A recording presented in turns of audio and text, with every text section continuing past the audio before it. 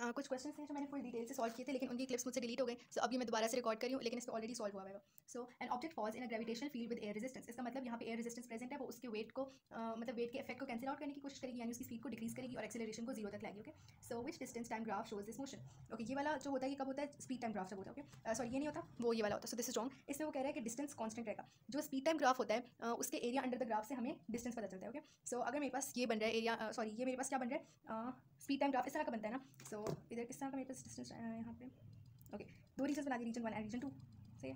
अगर मैं area calculate करूँगी तो एरिया अंडर द ग्राफ ये जो रीजन 1 है इसका कम आएगा, लेकिन रीजन 2 का ज़्यादा आएगा। सो इट मीन्स के जो रीजन 1 है उसका ग्रेडियंट ज़्यादा होना चाहिए, यानी इंक्रीजिंग ग्रेडियंट होना चाहिए। सो उसका ग्रेडियंट किस तरह से आएगा, यूँ इंक्रीज हो रहा होगा, क्योंकि आहिस्ता आहिस्ता मेरे पास area under the graph increase हो रहा है, यानी इस जगह कम, फिर इधर ज़्यादा आ गया, फिर इधर ज़्यादा आ गया। सो it means Aahista Aahista increase हो रहा है, एंड देन वो क्या हो रहा है, एरिया कॉन्स्टेंट वैल्यू आ रही है मेरे पास। ओके, सो यानी मैं इसको स्पीड टाइम ग्राफ ले रही हूँ। ओके, सो उसके बाद क्या हो रहा है मेरे पास, डिस्टेंस कवर्ड क्या हो रहा है, constant value. So it means के सॉरी यहाँ पे स्पीड टाइम ग्राफ है ना, स्पीड मेरे पास कॉन्स्टेंट हो रही है। मैं स्पीड देख रही हूँ इसका, अच्छा मैं डिस्टेंस के रेफरेंस से नहीं देखती, मैं स्पीड के रेफरेंस से देखती हूँ। जो डिस्टेंस टाइम ग्राफ होता है उसका ग्रेडियंट मुझे स्पीड देता है। ओके, सो यहाँ पे क्या हो रहा है, सबसे पहले स्पीड यहाँ पे कांस्टेंट ऑलमोस्ट आ रही थी मतलब, और यहाँ डिक्रीज स्पीड टाइम ग्राफ है, जैसे यहाँ पे इंक्रीज हो रही थी, एंड देन हल्का सा मतलब उसके इंक्रीज होने की जो मतलब इंक्रीज होने की जो उसकी क्या कहूँ मैं इसे, इंक्रीज होने की जो स्पीड थी वो कम हो गई। मतलब पहले ज़्यादा लेवल पे इंक्रीज हो रही थी, अब जैसे पहले हो रही थी फ्रॉम 4 to 8, 8 से 12, फिर 12 से वो 13, 14, मतलब उसका आहिस्ता आहिस्ता इंक्रीज हो रही थी, सही, लेकिन हो इंक्रीज ही रही थी। सो यहाँ पे क्या हो रहा है, speed is increasing, distance time graph का ग्रेडियंट इंक्रीज हो रहा है। ओके, देन उसके बाद क्या हो रहा है कि यहाँ पे ये स्पीड टाइम ग्राफ ले रही है ना, स्पीड क्या हो गई, constant. So distance time graph में जो कॉन्स्टेंट इंक्रीज होता है डिस्टेंस का, वो हमें देता है कॉन्स्टेंट स्पीड, क्योंकि यहाँ पे मैं किसी भी पॉइंट पे ग्रेडियंट कैलकुलेट कर लूँगी ना, 2 पॉइंट सेलेक्ट करके, तो मेरे पास ग्रेडियंट सेम आएगा। सो इट मीन्स के ऑप्शन ए करेक्ट हो गई, बाकी गलत है। Then question number 49,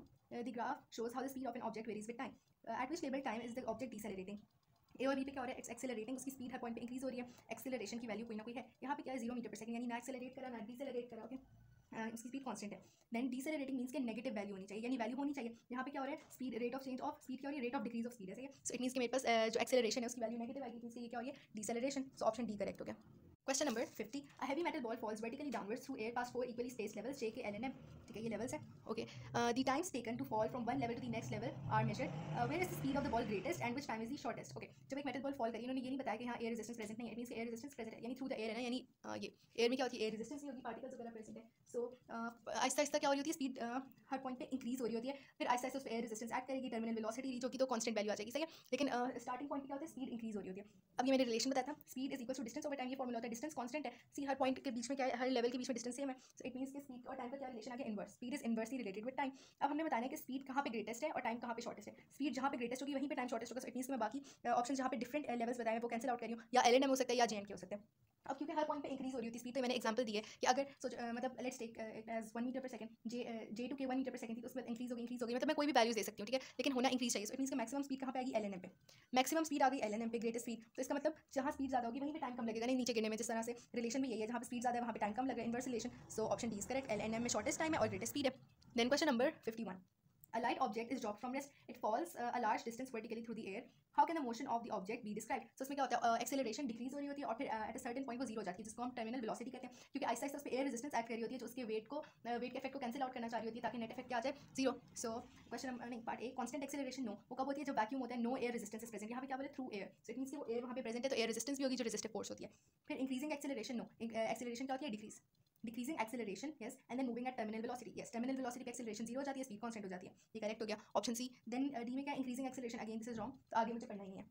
Then question number 52, a car travels at an average speed of 60 km per hour for 15 minutes, how far does the car travel in 15 minutes। इसका मतलब how far मतलब distance, कितना distance travel करिए। सो उसके लिए okay, यानी 60 kilometre per hour means कि 60 kilometre को कितने में ट्रैवल करिए, 1 आवर में, और इन्होंने दूसरा हमें कहा 15 मिनट्स में बताओ, तो इट मींस कि मैं 15 मिनट्स को पहले आवर्स में कन्वर्ट करूंगी, क्योंकि आवर्स को मैं इसको भी मिनट्स में कन्वर्ट कर सकती हूँ, लेकिन स्टैंडर्ड में मिनट आवर्स ले लेती हूँ यहाँ पे। तो इसको मैं कैसे कन्वर्ट करूंगी, 1 hour has 60 minutes, so 15 divide by 60 is equals to 1/4, यानी 0.25 आवर्स आ जाएंगे 15 मिनट्स से। ओके, सो यहाँ मैं रेशो भी यूज़ कर सकती हूँ, या सिंपली मैं अच्छा पहले मैंने रेशो क्या किया, 1 आवर में 60 मिनट्स है, सो 0.25 आवर्स में कितने होंगे, एक्स, तो जब मैंने क्रॉस मल्टीप्लाई किया, आ गया X is equal to 60 into 0.25, 60 into 0.25 क्या आ गया, 15 किलोमीटर। सो मेरे पास डिस्टेंस ही आ गया। वरना मैं एक ये भी कर सकती थी कि इन 1 आवर में कितने वो करी हूँ कंप्लीट, 60 किलोमीटर, सही है। सो इन 0.25 आवर्स में कितने करूँगी, 60 इंटू 0.25, मतलब सिंपल हो गया ना। सो यहाँ पे मेरे पास सेम आंसर आ रहा था 15 किलोमीटर। सो एक ही बात है, हर तरह से आंसर डी आ रहा है। Then question number 53. 4 objects are moving along a straight line. The distance of an object from a fixed point on the line is plotted against time for each object. Which object is decelerating? Okay, तो हम distance time में आ रहे हैं direct from acceleration time graph. Okay, अगर मैं इसका speed time graph draw करूँ तो मेरे पास डिसेलरेशन का ग्राफ किस तरह से आता है? इस तरह से, यानी क्योंकि मुझे स्पीड टाइम ग्राफ के ग्रेडियंट से क्या मिलती है? एक्सेलरेशन. यहाँ पे क्या आ रहा है? Negative gradient and constant gradient. So this is deceleration. अब मुझे इस ग्राफ को डिस्टेंस टाइम ग्राफ में कन्वर्ट करना है. डिस्टेंस टाइम ग्राफ का जो ग्रेडियंट होता है वो मुझे स्पीड देता है. इसमें क्या हो रहा है? Speed is decreasing. ठीक है, पर यूनिट टाइम. स्पीड क्या हो रही है? स्पीड को मैं देख रही हूँ. ठीक है, वाई एक्सिस की वैल्यू जो है वो डिक्रीज हो रही है, जहाँ एक्स की वैल्यू इंक्रीज हो रही है. ठीक है, कांस्टेंट. तो ओके, अब यहाँ पे क्या हो रहा है? Speed is constant. Her point पे सेम ग्रेडियंट आएगा, तो ये गलत हो गया. यहाँ पे क्या हो रहा है कि स्पीड इज इंक्रीजिंग, है ना. सी, हर पॉइंट पे ग्रेडियंट बढ़ता जा रहा है. मैं जहाँ जहाँ वो बनाऊँ, क्या कहते हैं ग्रेडियंट, वो क्या कहते हैं, टेंजेंट. हर पॉइंट पे ग्रेडियंट की वैल्यू बढ़ती जा रही है, स्लोप इज इंक्रीजिंग. देन सी पे क्या हो रहा है? पहले ग्रेडियंट की वैल्यू ज़्यादा आ रही थी, स्लोप ज़्यादा थी, ऐसे ऐसे slope is decreasing. So it means की स्पीड भी डिक्रीज हो रही है, वैल्यू यहाँ पे चेंज हो रही है. So option C is correct. यहाँ पे क्या हो रहा है? Again the value is constant, लेकिन नेगेटिव वैल्यू, जैसे नेगेटिव -2 मीटर पर सेकंड हो सकती है फॉर एग्जांपल. ठीक है, लेकिन कांस्टेंट वैल्यू क्यों? क्योंकि ग्रेडियंट कांस्टेंट है. मैं कोई किसी भी पॉइंट पे लूँगी तो मेरे पास वैल्यू सेम आनी है नेगेटिव में. सो दिस इज रॉन्ग. यहाँ स्पीड नेगेटिव है, डिसेलरेशन नहीं हुई. सो question number 54. Which statement correctly describes the effects of placing a heavy load in the car? तो ये मैंने बताया था कि जब हम एक हैवी लोड प्लेस करते हैं सो उससे क्या होता है कि ओके, कार का जो टोटल मास होता है वो ज़्यादा हो जाता है. अब मैंने किस तरह बताया था, मैं खुद भूल गई हूँ. Okay, C W is equals to mg, ये फॉर्मूला होता है. ओके, अगर हम ग्रेविटी कांस्टेंट रख रहे हैं, क्योंकि वो कार तो एक ही जगह है, लोड भी प्लेस किया, मतलब किया तो अर्थ पे हो रहा है फॉर एग्जांपल, या कहीं भी हो रहा है, लेकिन वो जगह सेम है. ओके, सो ग्रेविटी कांस्टेंट आ गई, उसके बाद W is equals to m. क्या रिलेशन आया? Weight is directly related with mass से. और वेट क्या होता है? एक फोर्स होती है. तो जो भी वेट की वैल्यू होगी, फॉर एग्जांपल एक ऑब्जेक्ट है जिसका मास 25 किलोग्राम है, तो उसका वेट आ गया 250, यानी मैं ग्रेविटी एज 10 ले रही हूँ. ओके, 9.8 भी होता तो राउंड ऑफ होकर ये वैल्यू आ रही होती है इसी तरह की. और फॉर एग्जांपल दूसरा ऑब्जेक्ट है जिसका मास है 50 किलोग्राम, उसका वेट कितना हो जाएगा? 500 न्यूटन. अब ये दो हैं, एक 250 न्यूटन से आगे जा रहा है, एक 500 न्यूटन का आगे जा रहा है. इसका मास कितना था?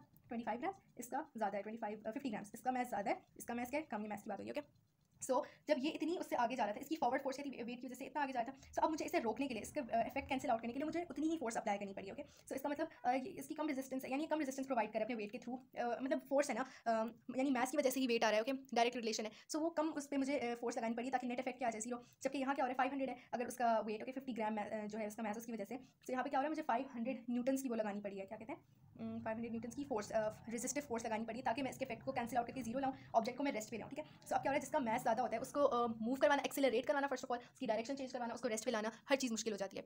और ये मैंने थोड़ा सा गलत, इसमें मैंने गलती क्या की कि मैंने ग्राम्स लिखा है. अच्छा, मैंने किलोग्राम्स लिया था इनिशियली. सो अगर मैं ग्राम्स में लेती हूँ तो पहले मुझे किलोग्राम्स में कन्वर्ट करके फिर मैं उसका वो कैलकुलेट कर सकती हूँ वेट, क्योंकि स्टैंडर्ड यूनिट्स क्या होते हैं मास के? Kilograms. Which statement correctly describes the effect of placing a heavy load in a car? So पहले कार को क्या होगा? एक्सेलरेट और स्टॉप करवाना ईजी होगा क्योंकि उसका मास कम था. जब हम उसे और लोड ऐड करें तो उसका मास क्या हो रहा है? इंक्रीज हो रहा है. मास की वजह से वेट इंक्रीज हो रहा है. Weight is a force. जब एक फोर्स इंक्रीज हो रही है तो हमें दूसरी फोर्स बढ़ानी पड़ती है, और इससे क्या हो रही है? एक रेजिस्टेंस प्रोवाइड आ रही है, यानी इस बॉडी को रोकना मुश्किल हो रहा है. ये रेजिस्ट कर रही है अपने अगेंस्ट कोई भी force. So it is easier to accelerate the car. It's easier. So easier वाली दोनों ऑप्शन कैंसिल आउट हो गए. It is more difficult to accelerate the car and more difficult to bring the car to rest. जिसको accelerate करवाना मुश्किल है, वहाँ भी फोर्स लग रही है, तो इसका मतलब उसे रेस्ट पे लाना भी मुश्किल है क्योंकि वहाँ भी हमें फोर्स अप्लाई करनी पड़ी है. So option C is correct. It is more difficult to accelerate the car but easier to bring it to rest. जब उसे एक्सेलरेट करवाना मुश्किल था तो उसे रोकना कैसे ईजी हो सकता है? मैस एक रेजिस्टिव उसकी प्रॉपर्टी है. सो दोनों तरह से वो रेजिस्ट ही करेगी दोनों सिचुएशंस में. सो ऑप्शन सी यहाँ पे करेक्ट है, डी भी गलत हो गया. Then question number 55. A student investigates the motion of a ball rolling down a slope. The diagram shows the speed v, यानी final speed of the ball at different times. अच्छा, वो उन्होंने speed दिखाई है हर पॉइंट पे किस तरह से चेंज हो रही है. ओके, सो पहले मैंने इन पे डिफरेंस कैलकुलेट किया था 2.8, मतलब मैं उसकी हर पॉइंट पे डिफरेंस कैलकुलेट करी पहली स्पीड से नेक्स्ट स्पीड. ओके, सो यहाँ के आगे 2.8 माइनस 0 2.8, यहाँ पे क्या है 5.1 माइनस 2.8 प्लस 2.3. ये मैंने कैलकुलेटर से सारी ऑथेंटिक वैल्यूज है. ओके, फिर यहाँ पे क्या था 7 minus 5.1 is 2.9 metre per second. अब यहाँ क्या हुआ?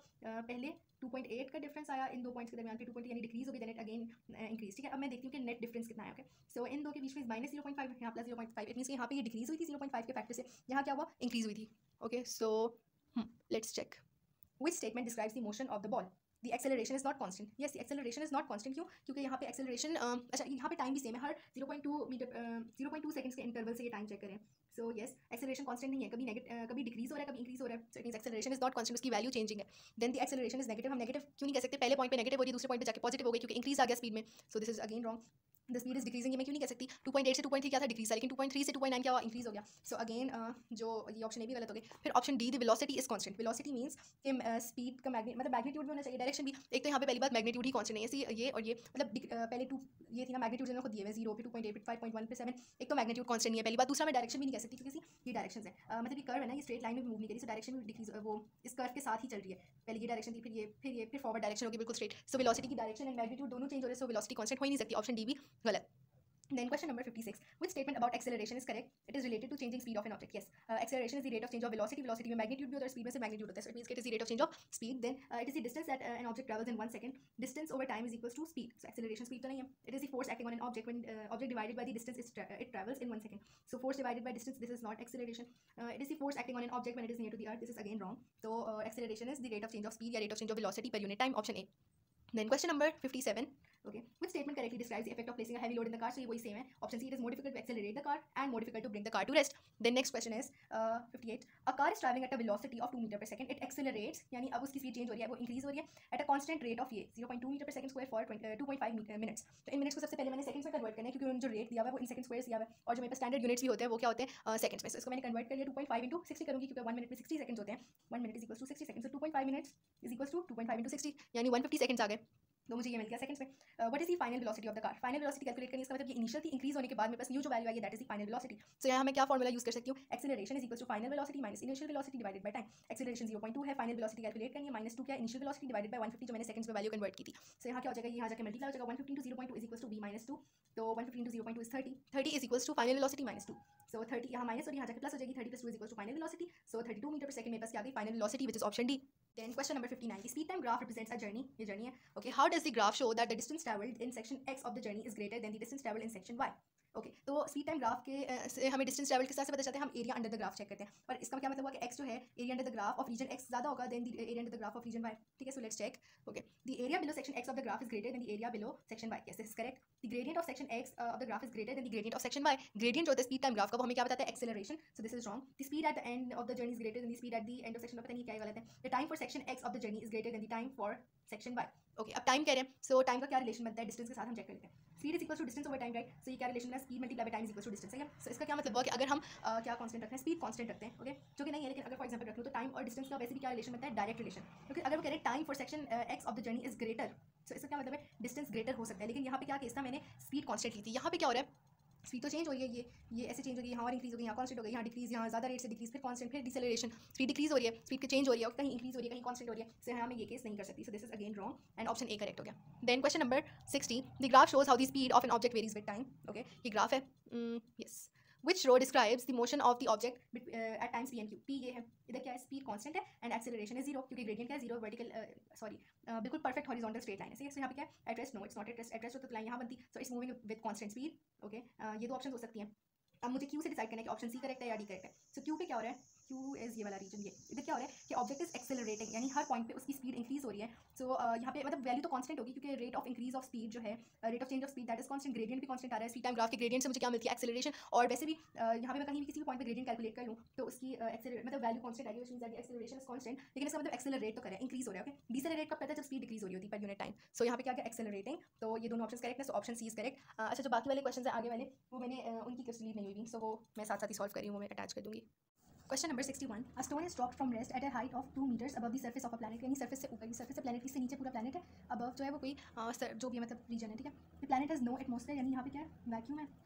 The speed of the stone just before reaching the surface of the planet is 3.8 meter per second. यानी इस region में 3.8 है जहाँ पे atmosphere हो सकते हैं. What is the acceleration of free fall on the planet? So ये है speed. ठीक है. और okay, speed ये है और इसका मतलब स्पीड इंक्रीज हो रही होती है. सो दिस मीन्स इसकी वेलोसिटी कितनी होगी? सॉरी, एक्सेलरेशन कितनी है? एक्सेलरेट करके हुई है ना. सो इट मीन्स इसकी acceleration 3.8 metre per second square होगी पूरी नीचे उतरने तक. यहाँ आके थोड़ी सी रिड्यूस हो गई होगी. सो दिस मीन्स कि कितनी हो सकती है? रिड्यूस 2-3 के फैक्टर्स हो सकती है. सो 3.6 मीटर पर सेकंड होगा क्योंकि वो डिक्रीज होती गई है. मतलब ऐसे ऐसे इस जगह पे 3.8 में जस्ट बिफोर रीच जैसे उसने हिट किया ना इस सर्फेस को तो 3.6 मीटर पर सेकंड स्क्वायर होगी एक्सेलरेशन है. और उसके बाद क्योंकि यहाँ पे कोई एटमॉस्फेयर नहीं है, so acceleration of free fall constant होगी. So the acceleration of free fall is 3.6 metre per second square या 3.7 भी हो सकती थी. Then question number 62. A concrete block falls vertically from an airplane. The concrete block falls into the sea and sinks. Which graph shows the vertical motion of the concrete block? Okay, सबसे पहले क्या होगा कि वो जब fall कर रहा है उसकी स्पीड क्या है? कांस्टेंट है. ओके, फ्रॉम एन एयरप्लेन से जब वो एयर में जब तक फॉल कर रहा है उस पर एयर रेजिस्टेंस एक्ट कर रही है, वो सारा कुछ हो रहा है तो उसकी स्पीड पहले कांस्टेंट नहीं है, उसकी स्पीड डिक्रीज हो रही है क्योंकि वो एयर रेजिस्टेंस उस पर एक्ट कर रही है टर्मिनल वेलोसिटी रीच करने तक, राइट? सो उसकी स्पीड क्या होगी? डिक्रीज हो रही है. यहाँ पे शो करें कि इंक्रीज हो रही है. दिस इज रॉन्ग, यहाँ दिस इज रॉन्ग. ठीक है, इन दो में क्या शो करें कि डिक्रीज हो रही है, उसका ग्रेडियंट डिक्रीज हो रहा है. सो या ये वाला करेक्ट हो सकता है या ये वाला करेक्ट हो सकता है. देन दे आर सेइंग कि the block falls into the sea and sinks. जब सी में एंटर हुआ तो थोड़ा सा डेंसर मीडियम है, वहाँ पे उसकी स्पीड एकदम से बिल्कुल कम होना शुरू हो गई. ओके, इट स्टार्ट्स डिक्रीजिंग जैसी वो. ठीक है, ये डिक्रीज वाला पॉइंट. अब इन्होंने इसमें दिखाया कि वो जीरो हो गए जब वो सिंक हुआ. नो, वो टर्मिनल वेलोसिटी रीच हो गई थी और उस पर वो सिंक हो रहा था, सो कांस्टेंट हो गई. यहाँ पे इनका जीरो होने के बाद दोबारा इंक्रीज होना स्टार्ट हुई. उसको दोबारा किस तरह से फोर्स मिली कि वो दोबारा से इंक्रीज हो. सो जीरो की इंक्रीज नहीं होगी, वो डिक्रीज होगी और फिर कांस्टेंट हो जाएगी. So C is correct. Next question. Object P moves at a constant speed of 5 meter per second repeatedly backwards and forwards in a straight line. Object Q moves at a constant speed of 5 meter per second vertically downwards. Object R moves at a constant speed of 5 meter per second in a circle. Which objects are moving with uniform velocity? Velocity is a vector quantity, so उसमें हमें दो चीज़ें देखनी होती हैं, magnitude and direction. Magnitude तीनों का constant है लेकिन direction कहाँ पे constant है? Vertically downwards, यानी वो सिर्फ downwards move करे. And then it's moving in a circle. Constant speed है in a circle. Okay, this is a circle. Circular motion हो रहा है. इसका मैग्नीट्यूड कांस्टेंट है, लेकिन direction at every point along the circumference change हो रही है। टेंजेंट की डायरेक्शन हमें मिलती है ना, डायरेक्शन सो इट्स चेंजिंग। यहाँ पे हमारे पास जो क्या कहते हैं वो कांस्टेंट नहीं है, वेलोसिटी कांस्टेंट नहीं है, क्योंकि डायरेक्शन चेंज हो रही है, ऑल्दो मैग्नीट्यूड सेम है। यहाँ पे कांस्टेंट है क्यूब में, ठीक है। फिर T moves at a constant speed of 5 metre per second repeatedly backwards and forwards. हर पॉइंट पे उसकी मतलब हर 5 मीटर पर सेकंड बाद उसकी जो है डायरेक्शन वो चेंज हो रही है, कभी आगे हो रही है, कभी पीछे हो रही है, सॉरी फॉरवर्ड इस तरह से होना चाहिए था, इस तरह से। सो दिस इज रॉन्ग, क्योंकि इसमें भी डायरेक्शन चेंज हो रही है, सिर्फ क्यू में डायरेक्शन चेंज नहीं हो रही। Answer is B, Q only.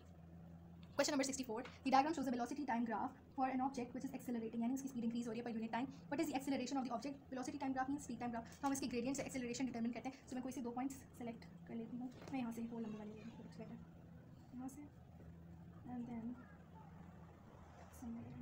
95 है. टेल में लेकिन 95 एंड दिस इज 30. फिर एक मैं 10 पे ले लेती हूँ, 10 पे एंड हियर ये ऑलमोस्ट 45 है. y1 y2 एंड इसके against x1 x2. So gradient का फॉर्मूला होता है gradient is equals to y2 minus y1 over x2 minus x1. y2 is 95 minus y1 is 45.